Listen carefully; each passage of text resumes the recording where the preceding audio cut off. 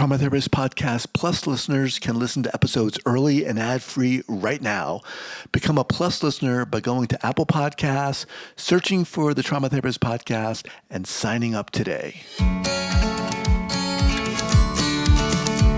Welcome to the Trauma Therapist Podcast, a show about the incredible people dedicated to helping those who've experienced trauma.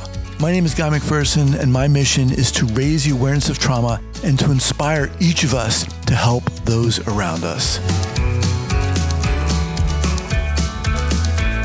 You ready to do it? Yeah. All right, here we go. So 5, 4, 3, 2, and 1. All right, folks, welcome back to the podcast. I am thrilled to have as my guest today, Claudia VillaCova. Claudia, welcome. Hi, Guy. Thank you. Hi, everyone. It's a pleasure and an honor to be here. Awesome. So Claudia is a trauma-informed, liberation-focused, somatic clinical therapist and medicine woman.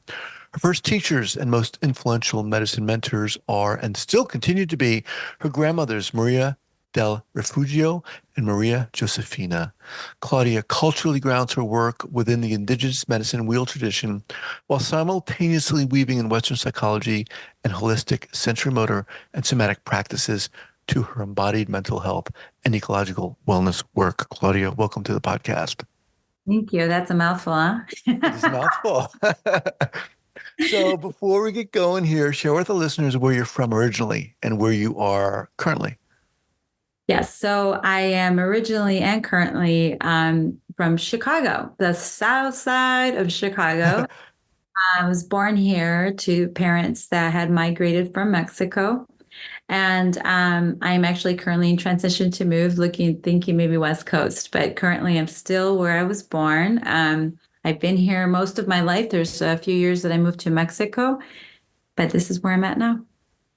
Awesome. So really interesting background. How the heck did you get into this field? Yes. So it began.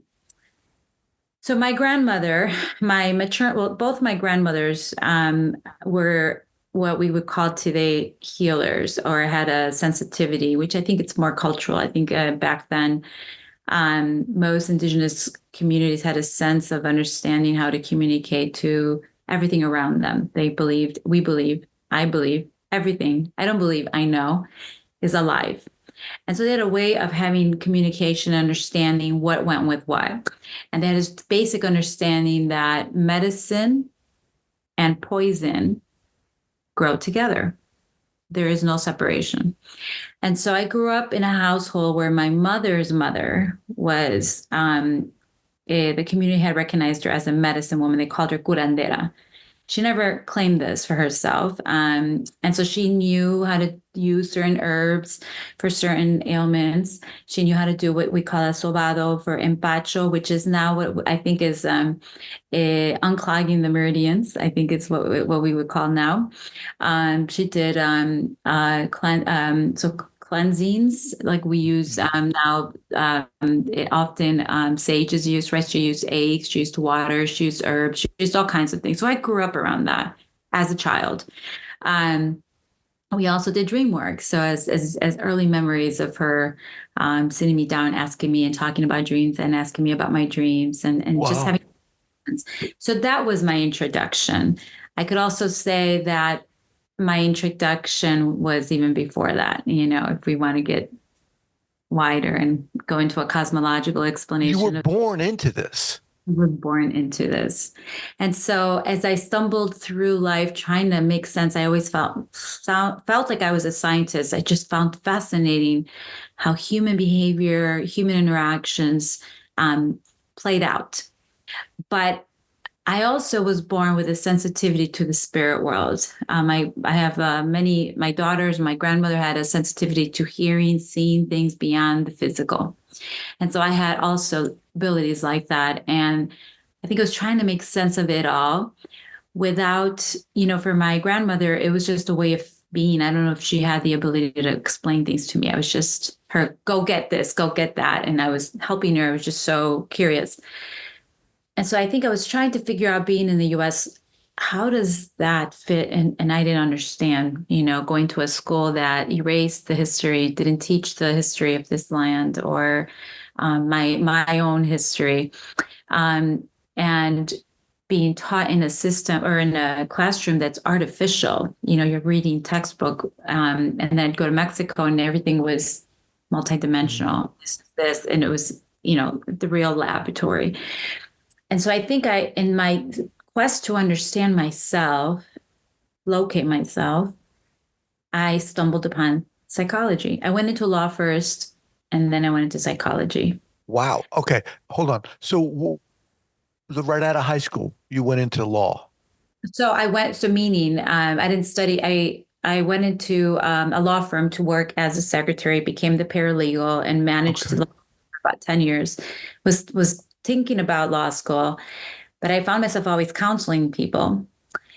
And so then realized we had a case that I won't go into detail that I said, yeah, I can't defend, I cannot do this, not in integrity. And so I had my firstborn and made a decision to go back to school. And I first did sociology, philosophy, and then I took my first psych class and I fell in love and I never stopped. So really interesting. Let me just go back a little bit. Where did was the law, that job, was that a job, or was there an interest in the law? No, it was a job. I Okay. moved home. I grew up with a very traumatic, very violent background. My parents, so I knew at 19 that if I didn't make it out, my spirit would be crushed. And so I moved out, and now I found myself needing a job. And there was a man, Raul Villalobos, who had gone to my high school and talked to us. And I was so moved by what he had to say. It was like one of the few Latinos that I was seeing in front of me, and he was mestizo indigenous as well, speaking. And I thought, well, whatever he's selling, I want to buy because this is the first time I feel like a real connection, makes sense. And so I went up to him and he's like, oh, great to meet you. Yeah, if you ever need a job, call me. Here's my card. And I took him literally.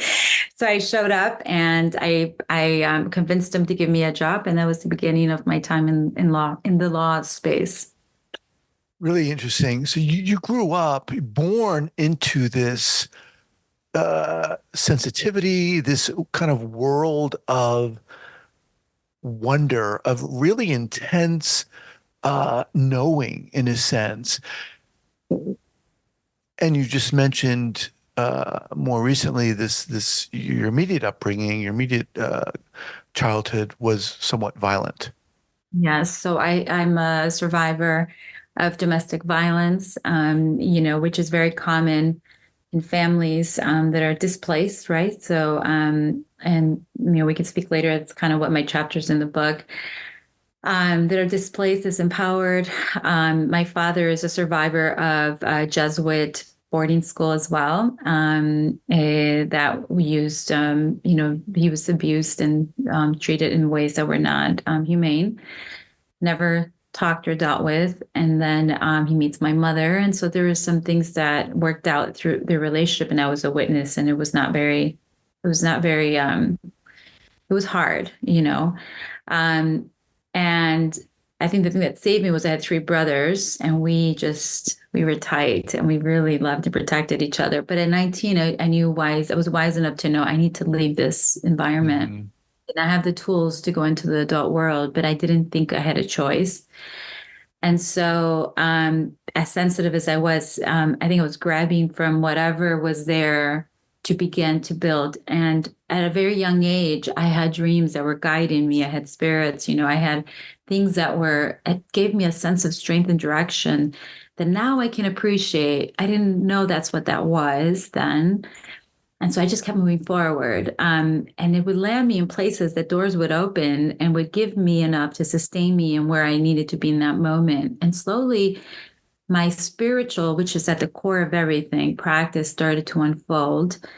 Where I needed to go to learn the things I needed to learn to do what I do now unfolded in a very, did you ever read The Tao of Pooh? Yes. Yeah. Where you just kind of like kind of moving around, still not in my body, still not locating myself, dumbfounded, and you keep bumping and stumbling in the right places at the right time, and then you stay there for a while, absorb, and you don't know why. Now I go back and I can connect the dots, and I see how brilliant and how fortunate I was that I had a deep sense of soul and spirit guiding me. And my ecological sense was always there because I'm indigenous. This is not something I come to learn. This is something Hmm. that I come to remember and discover and unfold. And so that was the guiding force through all of this, in understanding why am I here? What am I doing? Where do I really come from? And why in this historical political time? You mentioned your chapter in the book. Tell Mhm. tell our listeners what we're talking about here. So the chapter in my book, I call it Land Back, my body as first territory. And with this movement of land back, I'm sure you've heard in the indigenous communities, and this sense of land acknowledgement. As a descendant of indigenous peoples whose land was taken by the first colonization that hit Mexico, this by the Spaniards, and then here in the U.S. as well by the the settlers. Um, there's a sense of your body is connected to the land that you are born, the food that is grown on the land. We're campesinos, we are farmers, right? And so the construction of the body is formed through the food that you eat. It's information, right? It's food is medicine. And so in being displaced and moved, and then the juxtaposition of then now you're an immigrant on a land that was before just land that your ancestors moved back and forth and traded, and you're in a foreign language, foreign system, everything is foreign. Not only are you displaced from land, literally, you're displaced from the acknowledgement and the knowledge of your body and trying to find yourself. And so the chapter is about the journey of reclaiming those two things, both literally, spiritually, and metaphysically as well. And so the chapter covers the story of that while bringing and weaving in my medicine, my culturally rooted medicine. Hmm. How I wove a container that included Western psychology. That's where I have my studies is in clinical psychology, right, amongst many other things. Um, And so that in claiming first my body as first territory, then I can claim myself, locate myself, and then claim land, meaning I can now understand that I am a steward of this earth. This land is my responsibility. And my people who had technology, they know how to grow food that actually nourishes the body, that actually protects the brain and the nervous system. They were taken, that was taken away from them, displaced. Now that's what they know to do for thousands of years. Hmm. Do in a system that doesn't place them and sort of wants them to go away. Um, so now I'm reclaiming, I do know what my body needs to be fed. I don't want to eat food that's artificial, that has chemicals, that keeps me numb, that keeps me frenetic with, head heavy energy. Like I know better than that. And so that's what this journey is about, in understanding and helping us come back to a place where it's simple and we understand the role of food, the role of the earth, that we are the fact that we have access to clean water, clean air, clean food, soil that's fertile is actually quite important, if we want to Hmm. plan. And and the other component of that is that I'm reclaiming this as I call myself a woman, which is WOMBYN, because the technology I'm bringing forth is helping reestablish the sacred mother in her role as birther, as life giver, to secure and protect that role. And so, in activating my own womb with the cosmology and the technology, understanding that we are the channels through our bodies, we create a human Hmm. form. A soul descends in our womb. We give life to that and birth it. And so, those are the things that I'm speaking about and reclaiming, helping other bodies reactivate and put their bodies, their nervous systems back online to access not just the five senses, but beyond those senses again, so we can learn to be in harmony in an ecological wellness with the whole earth and understand how to communicate in a way that's cooperative with everything that's alive. That was a That mouthful. that was a mouthful. Share with the listeners the name of that book. Yes. So the book itself is called Women Therapists and Healing. And it's a compilation of intersectional essays, approaches, and reclamations towards feminist futures in mental health. Um, that's the name of the book. There's several authors. There's a few BIPOC women of color, but everybody's a therapist. Now, this was put together by Susan Pease Bannett, right? That's right. So we've got The, Christine Forner. She was on Lisa Chuck. I had her on Robin Shapiro, Mimi Savage, among others. So what listening to you talk is, I mean, you just have this amazing elemental foundational earthen sense about you that obviously you bring into your work. Certainly you're bringing into this chapter. But when you're working with individuals, how are you working now? Are you in private practice or what? so I'm doing private practice. I'm a circle keeper. So I do circles in the community around racial healing. I also do women's circles around womb activation, understanding what that means. And I do psilocybin microdosing circles for neural repatterning, rewriting our narrative. That's the programming of how we look at the world and we look at ourselves. And then just basically holding space for them to sit with themselves to understand how are they moving and make active choices, to Hmm. activate a sense of agency and self-direction. So those are You the know, things I'm doing right now, besides writing and playing my s- harp. so much of what you're talking about, Claudia, feels so necessary in our world right now. I mean, I feel like we are so as a culture uh, disconnected from ourselves, from our heart, from our center. Everything you're talking about, I feel we need. Yeah, thank you. I appreciate that. Yes. What are you seeing with the people you work with? Why are people coming to work with you? They're disembodied. They don't know how to be intimate with their bodies.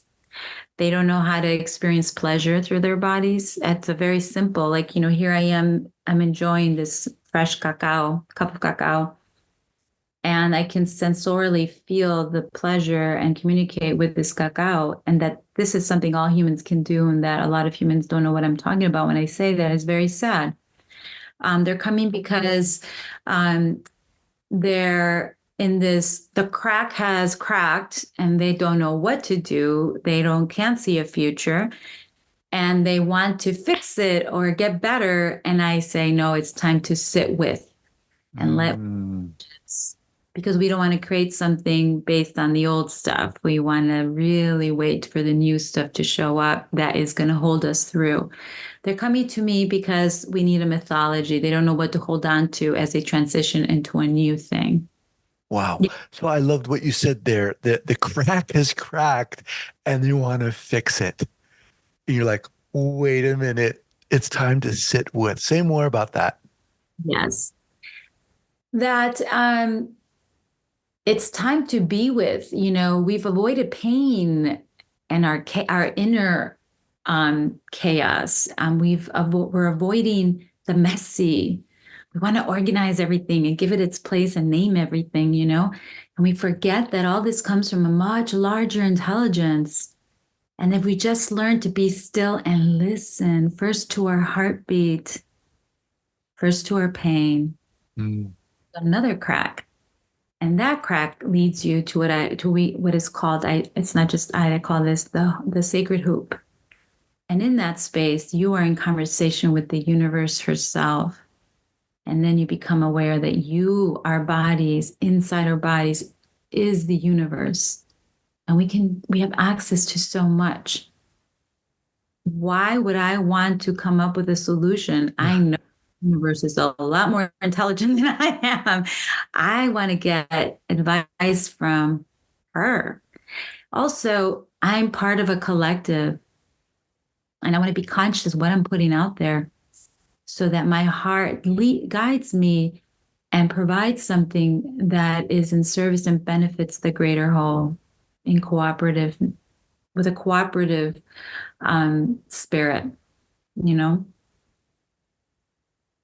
I realize there are different ways you work with different people, but for example, how would you instruct someone to quote unquote sit with, to not rush to fix the cracks?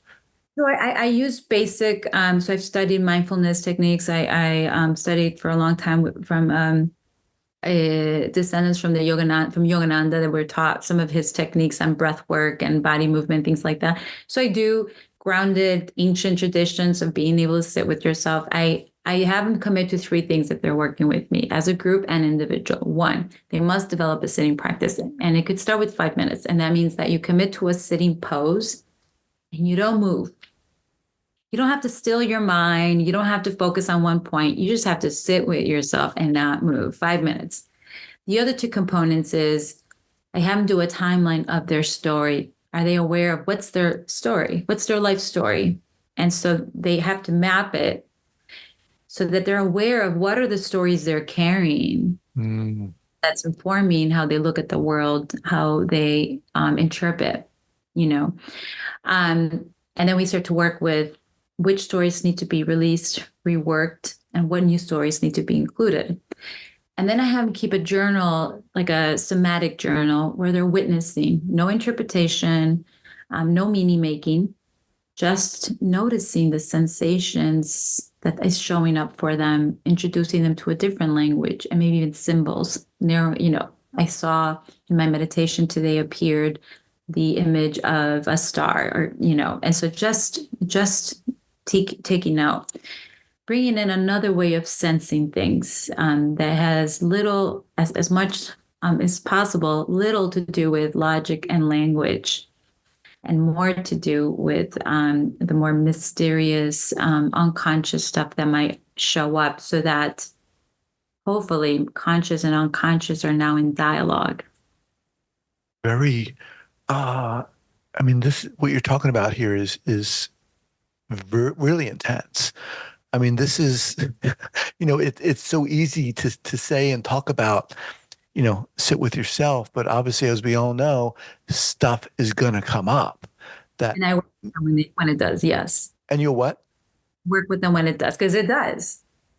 Because it does. What are you noticing in terms of uh, the way individuals, people, the field is working with trauma now? And many people are talking about trauma. It seems to be much more now in the cultural sphere parlance, rather. What are you seeing? What are you noticing? Well, I'm noticing that everybody's talking about the nervous system, which is good. The vagus nerve, the nervous system, co-regulation, regulation, and all of that stuff. But what I'm noticing that I want to continue to notice and uplift is the call to do healing as a collective. And so that's where I'm shifting as well. No more one-on-one. Let's do this, Mm, share resource. And when I know how to use my nervous system. So one of the things that I think I bring that's a little different, I don't think I'm the only one doing this, is I am regulating the energy in the room. I know how to hit certain tones in the room, and I have people I've trained to work with me to hold the container so people can drop down. Because really, the only thing they need to do is to soften the muscle, the soma, and not have to go into story, but sound and movement, right? In a group setting. And so that no one's holding. So if you drop into a pain that's stuck in your body and you're by yourself, that's going to be very painful.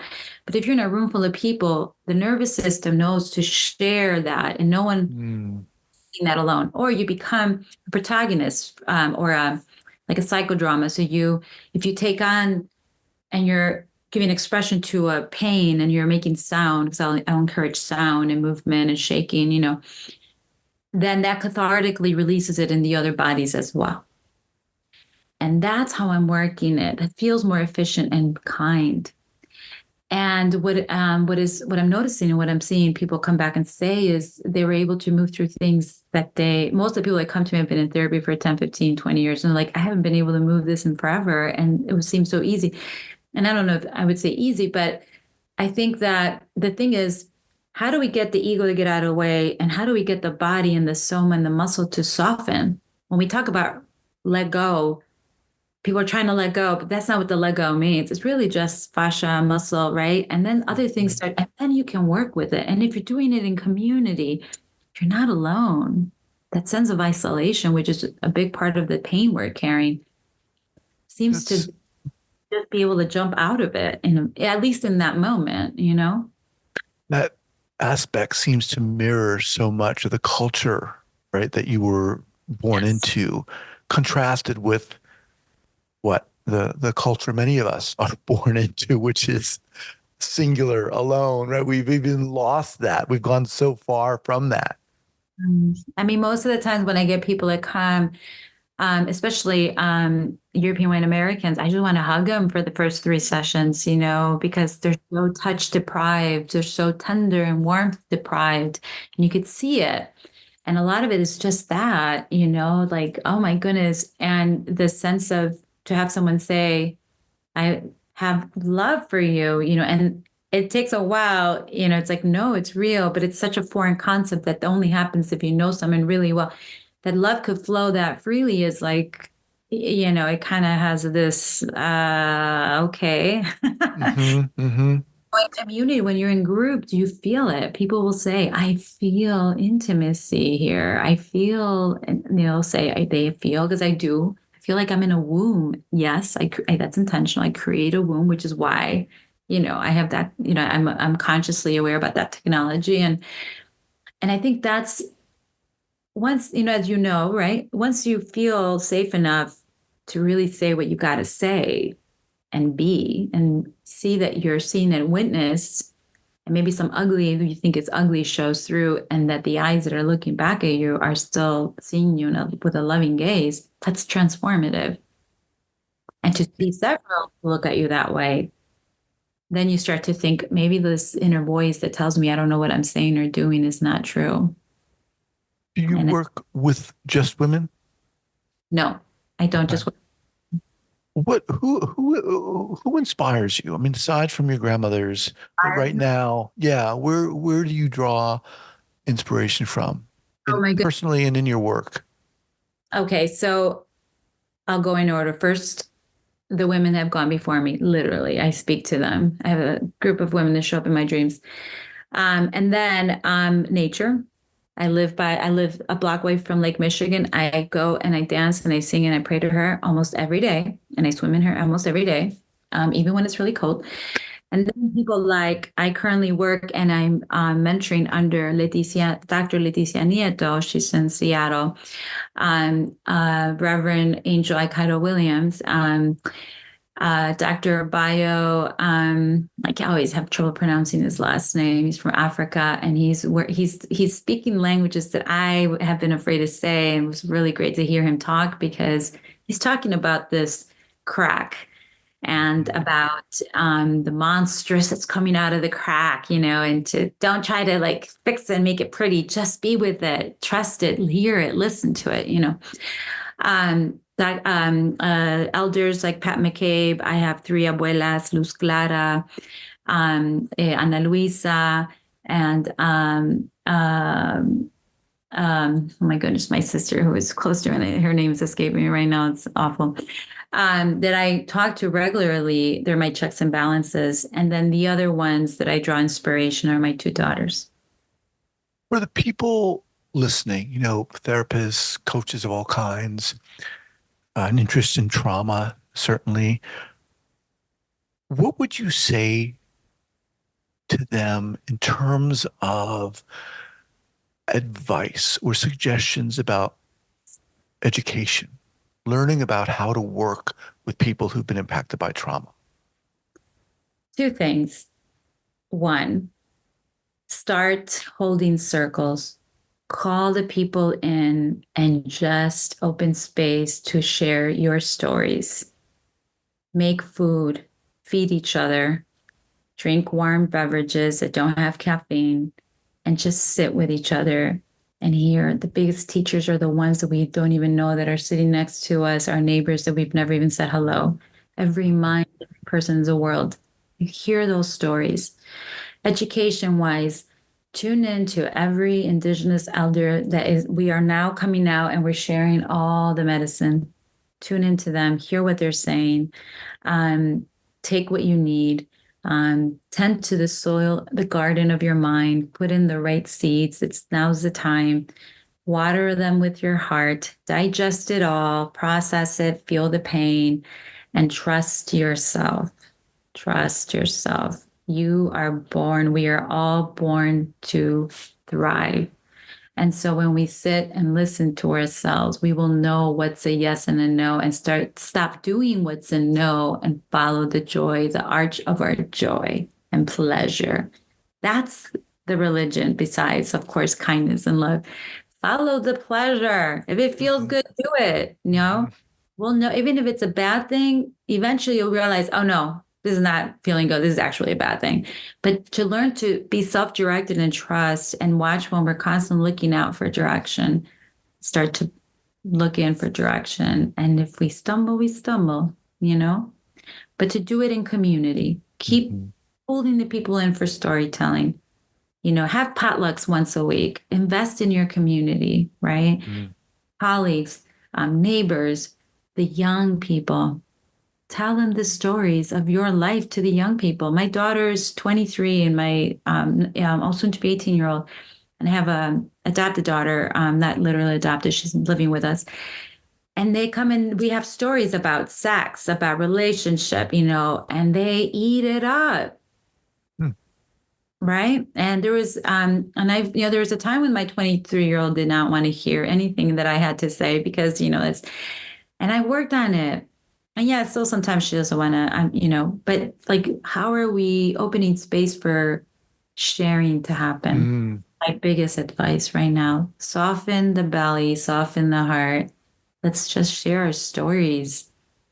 There's never been a time I meet somebody that I don't walk away like, wow, if I listen.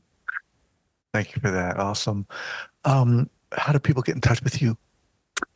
So because I've been doing some plant medicine and, had to be a little bit underground when I was trying to merge these two. My website's just about to go out, but my business, actually my email is the best way right now, which would be my full name, Claudia VillaCova @iCloud. My website should be going up in the next few weeks. On Instagram, I do have a Luna Lunata, which is crazy moon. And I do post up there, but I really haven't had an online presence. I'm just now really starting because of the nature of my work. It took a while before I felt safe enough to come forward with all the different ways that I was practicing. Awesome. Claudia, amazing. You are incredible, and I can't wait to have you back here. Thank you so much for I would love to come back. Thank you. I want to know more about you. Next time we'll have to talk about you. All right, we'll do that. Thank you so much. Thank you. Bye-bye.